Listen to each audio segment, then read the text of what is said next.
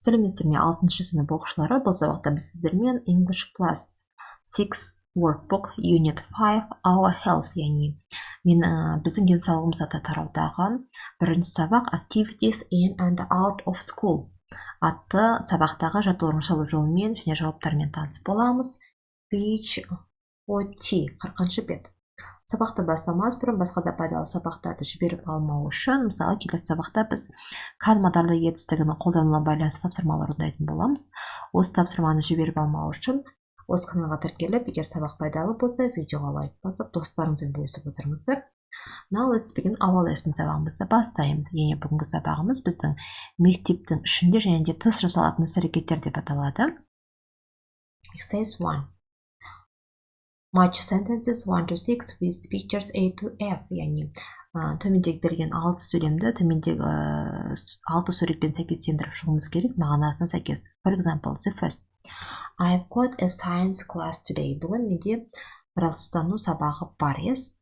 Яғни бұл жерде көрсетіп тұр, ол C суретіне сәйкес келеді ес. Next. Бесте пошыластықпау үшін C деп жазылайын ес. Next, the second. And I've got a maths exam. Және сондай-ақ менде математикадан экзамен бар дейді. The second is D, yes. D суретіне сәйкес келеді. The third. But I've also got art. Менде сондай-ақ яғни сурет сабағы бар. It's my favorite. Ол менің сүйіктім дейді. The third is E. The fourth. And the drama too. I love it. Сондай-ақ драма үйірмесі. Мен оны жақсы көрем дейді. The picture is A. The fifth. After school, I've got French homework. Сабақтан кейін менің француз тілінен үй жұмысым бар дейді. This picture is F. And the last one. And this evening, I've got a football match. Және де бүгін кешке менде футболдан, яғни матч бар ес. Футбол ойыны. This picture is B. Next, exercise 2. Choose the correct answers. Төмендегі берген сөйлемдерге дұрыс жауап таңдау керек. Сіздерге жауапқа 4 вариант берілген. For example, I love studying art, especially drawing. Маған сурет сабағын оқыған ұнайды, әсіресе сурет салған ес. Next, the first. She is interested in C. Maths, because she is good with numbers. Ол математикаға қызығады, себебі ол сандармен жаңағы жақсы тіл табысады, ол сандарға жақсы дейді. The second, he plays football and he is in school team. Ол футбол ойнайды және де ол мектептің командасында. The third. There are questions about Julius Caesar and Napoleon in the history exam. Яғни Юлий Цезар мен Наполеон туралы сұрақтар тарих пәнінің экзаменде кездеседі. The fourth. I like learning things about computers in ICT. Яғни мен компьютер туралы заттарды информатика сабағында үйренгенді ұнатамын. The fifth. I often sing in our music classes. Мен музыка сабағында жиі ән айтамын. The sixth. She loves learning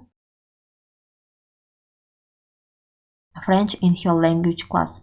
Ол тілдер сабағында француз тілін үйренгенді жақсы көреді.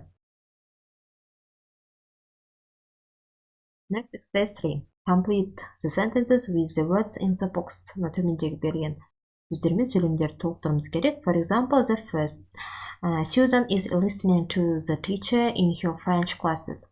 Susan француз тілі сабағында мұғалімді тыңдайды. The first. Sam is revising for a geography exam. Sam география пәнінен арналған экзаменге дайындалуда. The second. Tom plays in a football match every Saturday.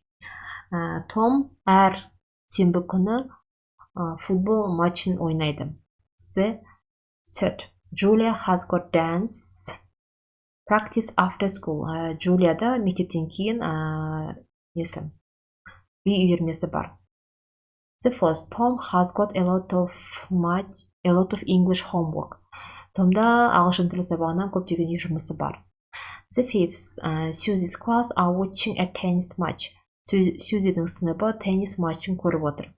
The sixth, we've always got lots of science homework. Бізде әрқашан жаратылыстанудың үй жұмысы көп болады екен. Next exercise 4, write 8 sentences about activities in and out of school. Мектепте және де мектеппен тыс жасалатын іс-әрекеттер туралы сөйлемдер құрастыр дейді. Мына сөйлемдердің нұсқасы берілген, сол сөйлемдердің мағынасына сәйкес. I really like history classes. Маған тарих сабағы шынымен ұнайды дейді. I don't mind ICT classes. ICT classes мен информатика пәндеріне қарсы емеспін.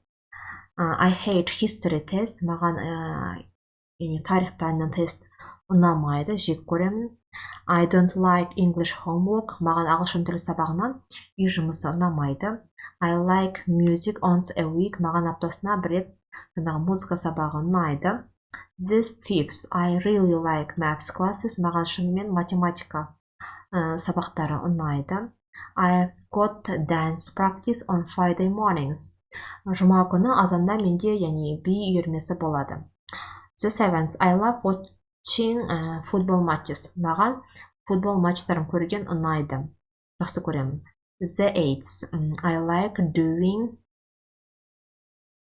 homework every day. Маған күнде үй жұмысын жасаған ұнайды деген сияқты сөйлемдер шықты. Осымен біз 40-шы беттегі жаттығу жасау жолымен және жауаптармен таныс болдық. Келесі сабақта кездескенше goodbye.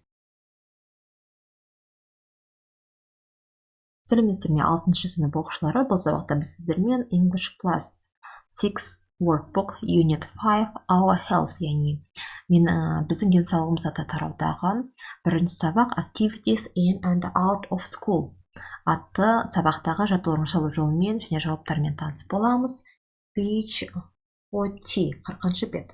Сабақты бастамас бұрын басқа да пайдалы сабақтарды жіберіп алмау үшін, мысалы, келесі сабақта біз кәдімадарлы етістігінің қолдануына байланысты тапсырмалар орындайтын боламыз.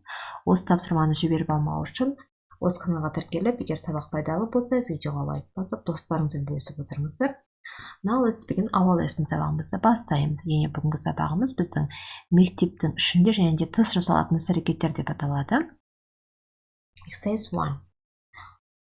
Match sentences 1 to 6 with pictures A to F. Төмендегі берген 6 сөйлемді төмендегі 6 суретпен сәйкестендіріп шығуымыз керек, мағынасына сәйкес. For example, the first. I've got a science class today. Бүгін менде жаратылыстану сабағы бар, yes? Бұл жерде көрсетіп тұр, ол C суретіне сәйкес келеді, yes? Next. Бесте пошыдастықпау үшін C деп жазылайын, yes? Next, the second. And I've got a maths exam. Және сондай-ақ менде математикадан экзамен бар дейді. The second is D, yes?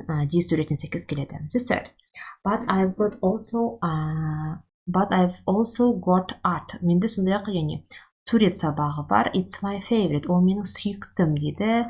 The third is E. The fourth. And the drama too. I love it. Сондай-ақ драма үйірмесі.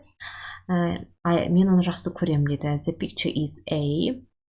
The fifth. After school, I've got French homework. Сабақтан кейін менің француз тілінен үй жұмысым бар дейді. This picture is F. And the last one. And this evening, I've got a football match. Бүгін кешке менде футболдан, матч бар, ес? Футбол ойыны. This picture is B. Next, exercise 2. Choose the correct answers. Төмендегі берген сөйлемдерге дұрыс жауап таңдау керек. Сіздерге жауапқа 4 вариант берілген. For example, I love studying art, especially drawing. Маған сурет сабағын оққан ұнайды, әсіресе сурет салған, yes. Next, the first.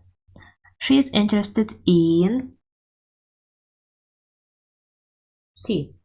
Maths, because she is good with numbers. Ол математикаға қызығады, себебі ол сандармен жақсы тіл табыса дейді, ол сандарға жақсы дейді. The second, he plays football and he is in school team. Ол футбол ойнайды және де ол мектептің командасында. The third, There are questions about Julius Caesar and Napoleon in the history exam. Яғни Юлий Цезарь мен Наполеон туралы сұрақтар тарих пәнінің экзаменде кездеседі. The fourth, I like learning things about computers in ICT. Яғни мен компьютер туралы заттарды информатика сабағында үйренгенді ұнатамын.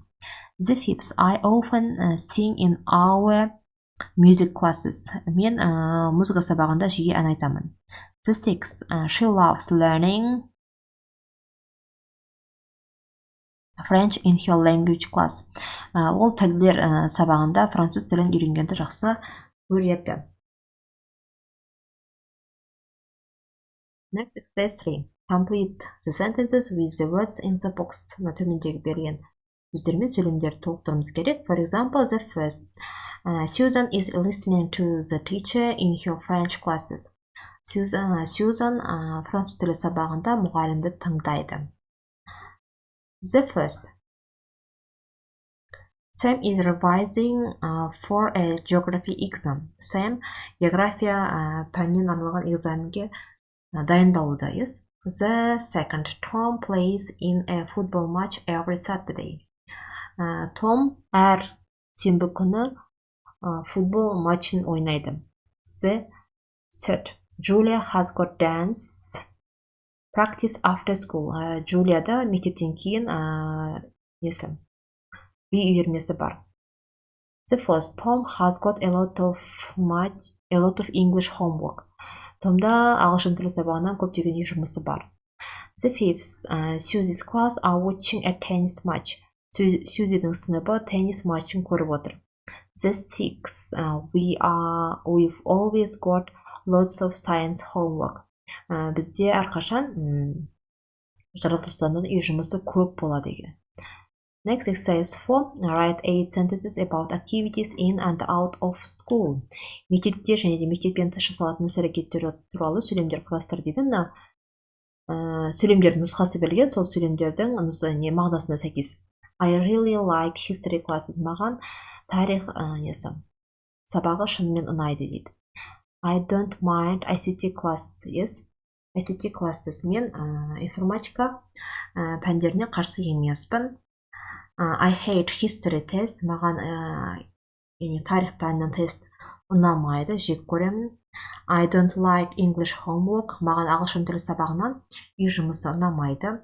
I like music once a week. Маған аптасына бір рет музыка сабағы ұнайды. This fifth. I really like maths classes. Маған шынымен математика сабақтары ұнайды. I've got dance practice on Friday mornings. Жұма күні азанда менде би үйірмесі болады. The seventh. I love watching football matches. Маған футбол матчтарын көрген ұнайды. Жақсы көремін. The eighth. I like doing homework every day. Маған күнде үй жұмысын жасаған ұнайды деген сияқты сөйлемдер шықты. Осымен біз 40-шы беттегі жаттығу жасау жолымен және жауаптармен таныс болдық. Келесі сабақта кездескенше goodbye.